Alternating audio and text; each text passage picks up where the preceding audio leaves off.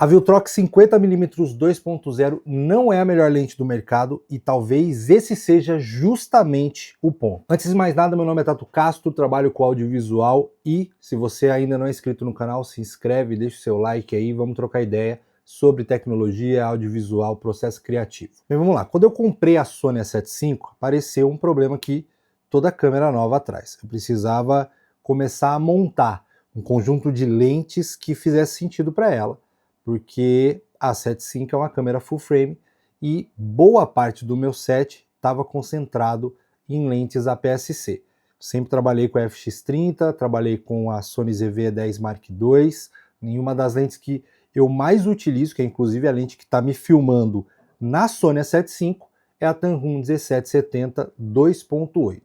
Essa Tamron ela é desenvolvida para sensor APS-C, então a A7 IV ela transforma ela lê ela como um sensor APS-C para poder utilizar ela normalmente. Então é uma lente que sempre funcionou para mim, funciona para mim até hoje, ainda continua no meu setup, mas para aproveitar a proposta de ter uma full frame, de ter uma A7 IV, eu também queria começar a pensar em lentes feitas para o sensor full frame. E foi aí que entrou essa lente aqui, a Viltrox 50mm f2. E eu já quero deixar uma coisa bem clara. Eu não comprei essa lente aqui porque eu acredito que ela é a melhor 50mm disponível para a Sony. Lógico que não. A minha vontade era comprar uma lente de 10, de 5 mil. Eu comprei essa lente aqui porque eu queria, primeiramente, uma opção full frame pequena, leve e relativamente acessível para começar a utilizar com a Sony A7 IV. E foi exatamente com essa lente aqui que eu fiz um dos meus últimos trabalhos, últimos projetos de moda, que é uma campanha, e você pode estar olhando aí algumas imagens agora. Nesse trabalho eu usei a FX30 com a Tamron 1770 e a Sony A7 IV com a Viltrox 50. E ali nesse trabalho eu comecei a entender melhor o espaço que essa lente poderia ocupar no meu trabalho. Na FX30 a Tamron me entrega principalmente flexibilidade.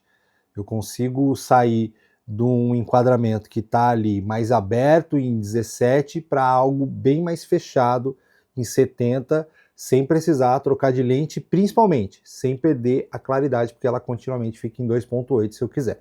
Na A7 IV, a Viltrox, ela me obriga a trabalhar de uma outra maneira. É uma distância focal fixa, eu preciso talvez me movimentar mais para enquadrar da maneira que eu quero.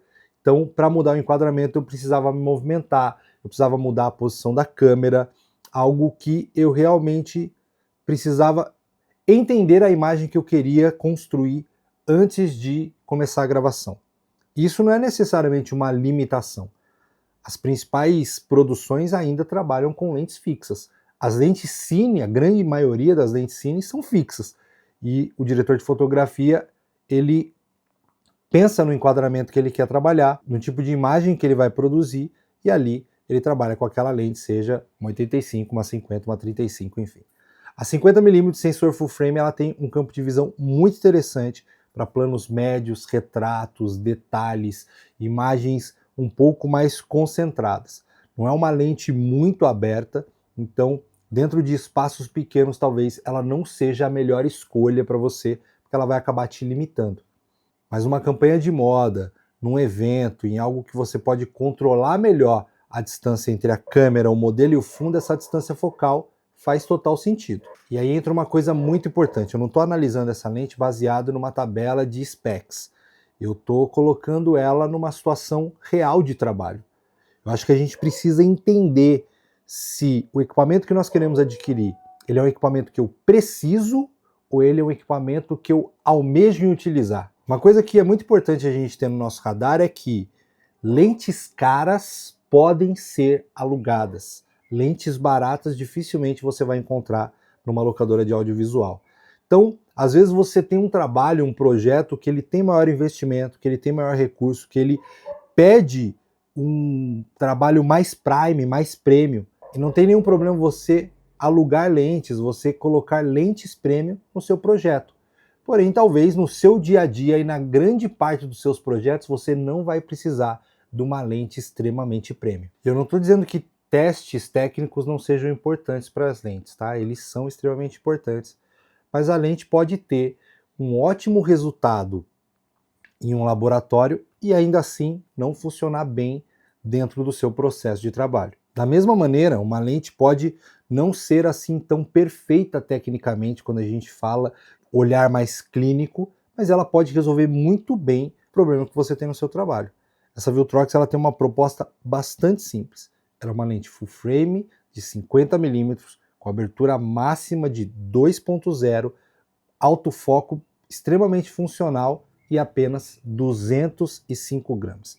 Esse peso foi uma das coisas que mais me chamou a atenção, porque eu não queria comprar uma câmera nova e imediatamente transformá-la num conjunto enorme, pesado. Não era essa a minha intenção. Principalmente porque uma das possibilidades de uso da A7 V é justamente trabalhar com um kit híbrido que eu posso utilizar tanto para vídeo quanto para fotografia. Porque assim, uma lente ela pode ser maravilhosa, mas se ela for muito pesada, for grande demais, for muito complicado para aquilo que você faz, existe uma boa chance dela ficar guardada. A minha lente 18-35 é uma lente excelente, mas muitas vezes eu deixava de utilizar ela porque ela era extremamente pesada, ainda mais com o adaptador MC11. Agora, uma das perguntas mais óbvias sobre a lente Viltrox é: f2 não é pouco para uma lente fixa de 50mm? Depende. Uma lente 1.4 deixa entrar um ponto de luz a mais do que a lente f2. Também pode produzir uma profundidade de campo maior, mas realmente eu nunca utilizei as minhas lentes na sua abertura máxima. Então a lente 1.8 que eu utilizava da Sigma, sempre utilizei ela em 3 ponto alguma coisa ou 4.0. Então, para o trabalho que eu faço, eu não me lembro quantas vezes eu realmente abri a minha lente até a abertura máxima. Talvez para você faça sentido, mas para mim não. Então, em uma câmera full frame, 50mm em 2.0, eu já consigo produzir uma separação bem interessante em relação à pessoa e ao fundo. Então, as imagens dessa campanha te ajudam a entender um pouquinho sobre isso, a entender um pouquinho desse desfoque dessa lente, e para mim é super funcional.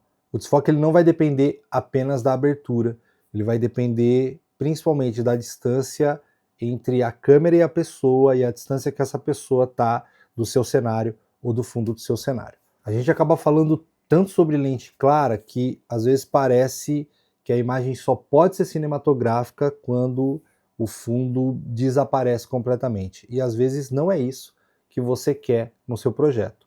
Talvez a direção de fotografia que você está realizando não seja tão interessante desfocar tanto assim o fundo, porque algo precisa aparecer. Então, é uma ferramenta. Então é por isso que o f2 não foi assim automaticamente uma limitação para o meu tipo de trabalho. Em alguns casos, eu utilizo até essa câmera, como foi nessa campanha, e muitas vezes ela estava ali em f4 e funcionou muito bem para o tipo de projeto que eu tenho realizado. Isso não significa que essa lente seja perfeita, em nenhum momento eu quis dizer isso aqui. Ela não possui uma grande quantidade de controles físicos, ela não tem nenhum tipo de botão de atalho, a distância mínima de foco dela é de aproximadamente uns 50 centímetros, então ela não é feita para funcionar como uma lente macro. Mesmo ela não sendo uma lente macro, eu utilizei ela com um adaptador, que é inclusive esse adaptador aqui, ó, da Make, que é para transformar a sua lente, não é bem transformar, ela não transforma, mas ele cria uma distância entre o sensor, então aquilo acaba gerando uma imagem que se aproxima mais de uma lente macro. Então, são propostas diferentes de como você pode utilizar a sua lente, e a 50mm ela tem me atendido muito bem, e talvez ela seja a lente que você precisa para o seu tipo de trabalho de hoje. Mas e você, como é que você tem pesquisado as suas compras, as suas aquisições, como você tem olhado? Você vai pelo hype daquilo que está sendo mais falado, daquilo que tem sido mais anunciado, ou você tem realmente pesquisado aquilo que é custo-benefício para o seu dia a dia, para o seu trabalho? Fala aí nos comentários, eu quero trocar uma ideia com você sobre esse tema. Um grande abraço e até o próximo vídeo.